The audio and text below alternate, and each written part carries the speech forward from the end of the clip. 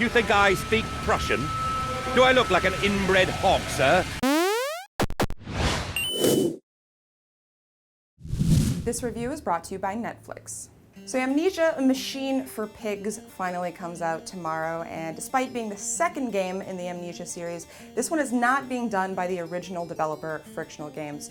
Rather, the Chinese Room is taking over this, and that is the studio that made last year's Dear Esther, which is a very strange experimental art game. So what does that translate to in terms of horror? Well, I'm going to tell you the answer right now. Horror games are a dime a dozen these days, but 2010's Amnesia: The Dark Descent was a rare gem. A game predicated on the idea that the scariest parts are often what you can't see. Developed by the Chinese Room, a studio with a proven aptitude for storytelling, but little to show in the way of horror, A Machine for Pigs offers a decidedly less frightening experience than its predecessor, but one that's equally as captivating and infinitely more disturbing.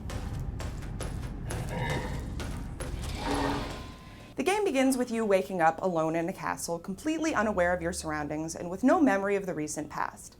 What begins as a search to find your two children quickly devolves into a nightmare of surgical horrors as you uncover old journal entries and telegrams, leading to revelations that would make even the most seasoned horror fan cringe.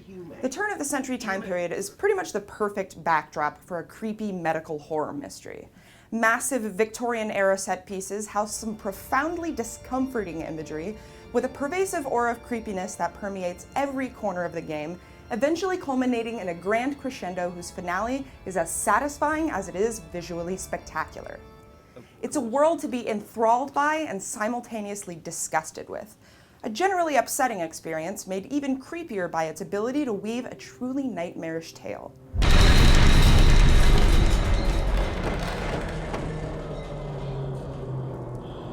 A Machine for Pigs is a game whose storytelling is so utterly ingrained in the experience, it can be easy to forget you're actually playing it.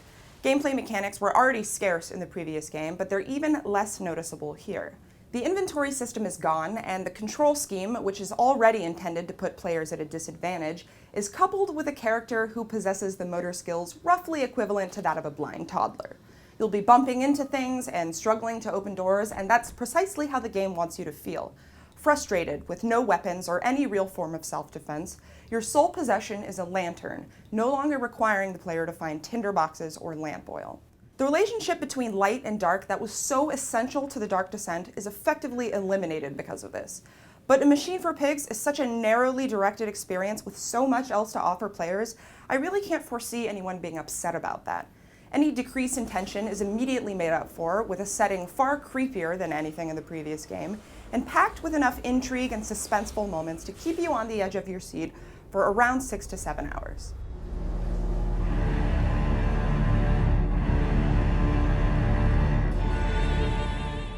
Occasionally, the game will ask you to solve puzzles in order to progress from one area to the next. These are usually simple requests like finding object A and putting it into object B, or they can be more involved, requiring sharp navigation skills and a constant mental blueprint of your surroundings.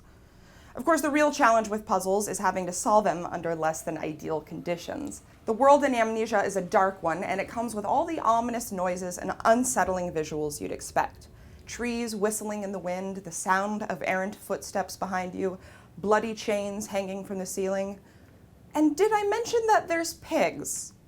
Yes, there are pigs, and yes, they are scary pigs. But how scary are they, and are there enough of these scary pigs? These are the questions that I find myself asking after I finish the game. You see, in The Dark Descent, you constantly felt like you were in danger, and that fear was compounded by the fact that your character was completely insane. In A Machine for Pigs, the moments that are genuinely terrifying are much fewer and far between, but the overall game has a much more sinister vibe to it. It's a trade-off that's inevitably going to upset some people, but those willing to appreciate the game's more subtle nuances will likely be satisfied with it on a deeper level. The music, voice acting, and writing are all noticeably improved and come together to form one of the most unique and well-produced horror games on the market. One that'll suck you in with its atmosphere, keep you engrossed with its story, and then laugh as you helplessly plunge into a downward spiral of madness. Amnesia: A Machine for Pigs is a slow burn, but ultimately it's a burn worth having. I give it a 4 out of 5.